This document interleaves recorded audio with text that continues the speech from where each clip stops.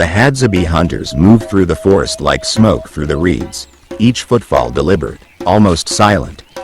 Their skin is dark and taut across lean muscles, their bodies young yet weathered by wind, sun, and sweat. Wrapped in the skins of kudu, impala, or baboon from past hunts, the hides hang like ceremonial cloaks, not for glory, but for tradition and protection.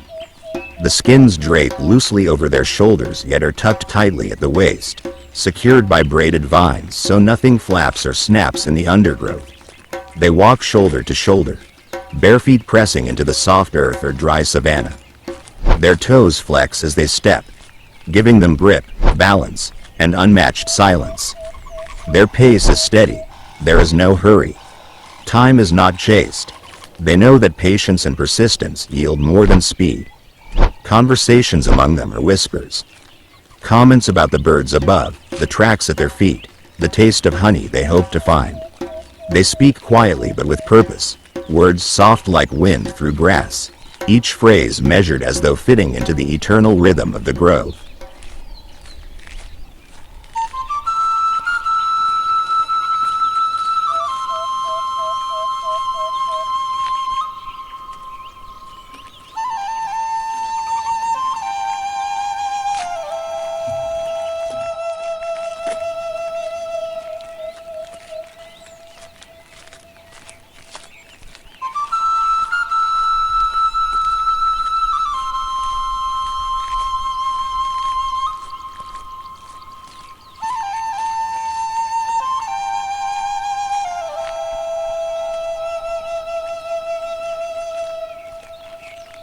The Hadza hunters move through the forest like smoke through the reeds, each footfall deliberate, almost silent.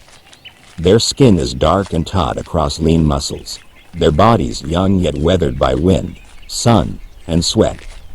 Wrapped in the skins of kudu, impala, or baboon from past hunts, the hides hang like ceremonial cloaks, not for glory, but for tradition and protection. The skins drape loosely over their shoulders yet are tucked tightly at the waist, secured by braided vines so nothing flaps or snaps in the undergrowth. They walk shoulder to shoulder, bare feet pressing into the soft earth or dry savanna. Their toes flex as they step, giving them grip, balance, and unmatched silence. Their pace is steady, there is no hurry. Time is not chased. They know that patience and persistence yield more than speed. Conversations among them are whispers. Comments about the birds above, the tracks at their feet, the taste of honey they hope to find. They speak quietly but with purpose, words soft like wind through grass, each phrase measured as though fitting into the eternal rhythm of the grove.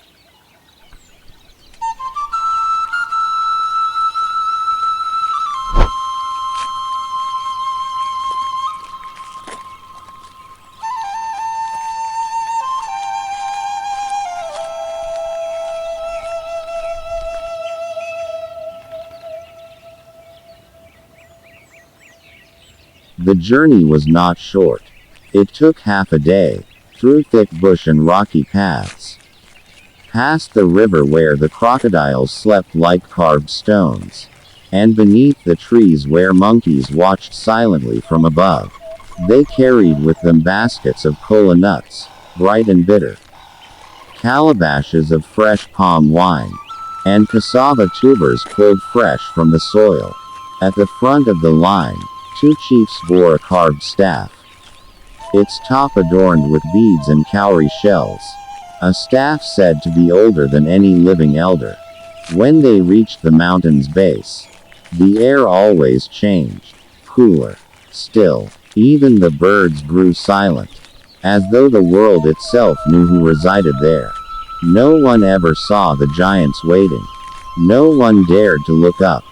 For it was said that a mortal eye could not bear the full height of a shadow without losing its mind.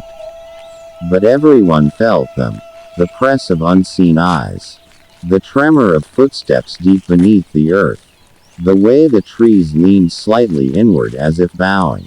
The people knelt, placing the offerings gently upon a wide, flat stone marked with old, darkened handprints. Not sacrifices, no. Not bribes, but gifts, tokens of respect, acknowledging the guardians who had silently kept Damballa safe. For as long as the offerings were made, no drought had ever emptied the rivers. No wild beast had ever crossed the village walls. And no raider had ever breached the gates. The elders still tell the story of the warlord Kanja, who once marched with 100 spears, seeking to burn Damballa to the ground. His men laughed at the offerings, spat on the mountain path, and swore no shadows would stop their blades. By nightfall, their laughter had turned to screams. Some claimed the earth shook as if struck by God's fist. Others swore they saw the ridges of the mountain move. Not landslides, but shapes. Dark, towering, walking. They fled without raising a spear, leaving their torches and weapons behind. Since that day, no army has tested Damballa again. And each season, the people still climb the path, lay down their gifts, bow their heads, and whisper as one.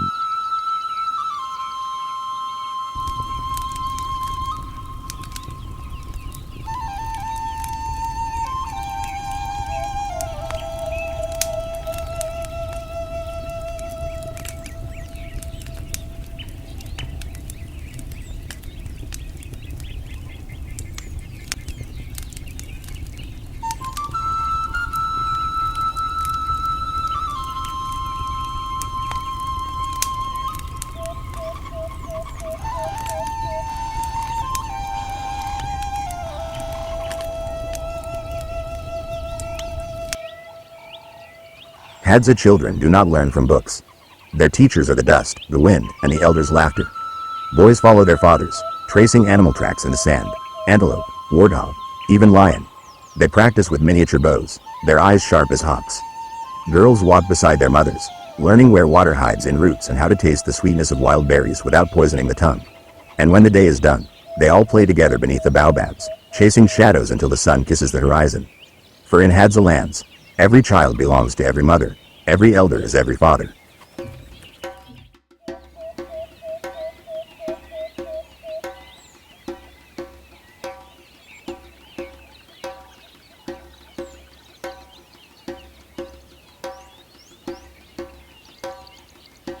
Every scalded baboon, every roasted bird, carries with it not just sustenance, but meaning.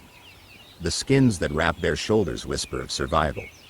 The bows they hold carry the stories of those who shaped them.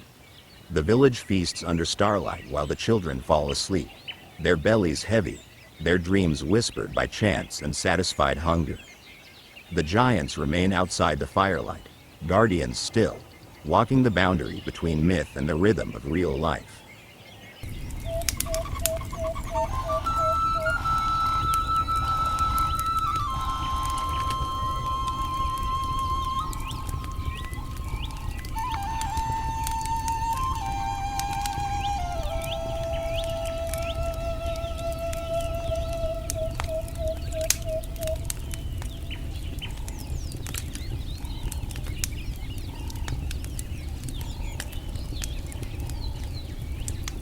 The sun does not rise in the Hadza lands.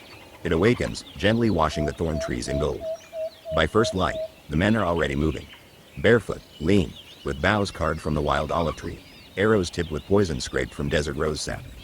They speak in clicks and whistles, soft and rhythmic, a language older than drums. Each step they take is a story written in the sand.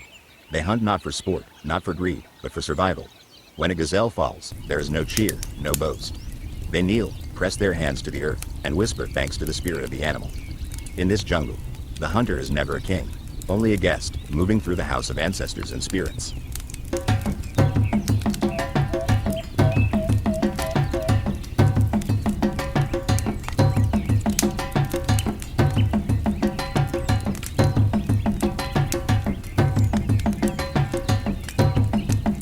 Long ago, when the earth was young, the people had no fire, no meat, no songs.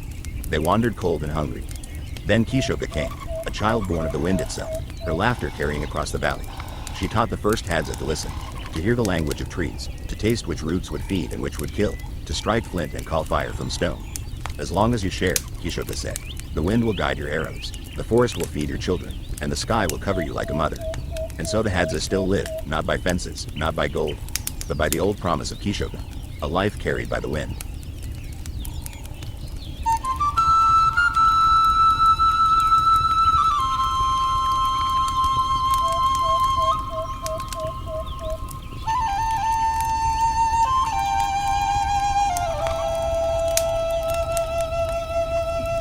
The hunters tore strips of meat, passing them hand to hand. Fingers glistened with fat, mouths full, hearts fuller.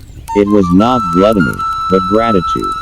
For every bite was earned, every flavor a reminder of the miles walked. The thirst endured, the skill and patience of the hunt. Children licked their fingers, women laughed softly, and the men sat close to the flames, silent except for the occasional chuckle or grunt of approval at the meat's tenderness. Above it all, the giant stood unseen, a living wall of guardians around Damballa. No predator dared approach, no ill wind blew near, only the steady circle of protection remained, as the village feasted, safe and whole beneath the unseen shadows. When the last bones had been cracked and the last yam swallowed, the chief hunter stood, lifting a single charred bone toward the darkened hills. He spoke only once, for those who walked before us, and those who watch still, we thank you.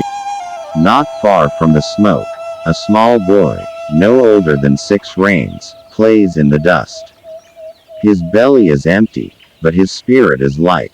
He scampers in circles around the hunters, chasing a dried gourd tied to a string, dragging it through the dust as if it were a wild animal he's caught. Each time he passes close, his nose lifts, the smell of the roasting meat too strong to ignore. The hunters do not scold him. They smile quietly, knowing that soon, his waiting will be rewarded. But tradition has its order. First the elders, then the hunters, then the women and children. The boy knows this, yet his eyes remain fixed on the meat as it browns and glistens, fat bubbling and spitting into the glowing coals. The first skewer is turned slowly, the meat's edges charred, the center steaming. The hunters lean close, sniffing the smoky scent, their stomachs tightening with hunger. One of them tears off a thin, seared strip, blows the steam away, and chews, slowly, savoring the flavor, nodding at the taste. The others wait, flipping their skewers, adding more herbs, shifting the wood beneath to keep the flames even. In the clay pot beside the fire, more of the morning's kill simmers with crushed wild tomato, tubers, and okra, the stew thickening slowly, its bubbling mixing with the pops of the roasting meat. Sound,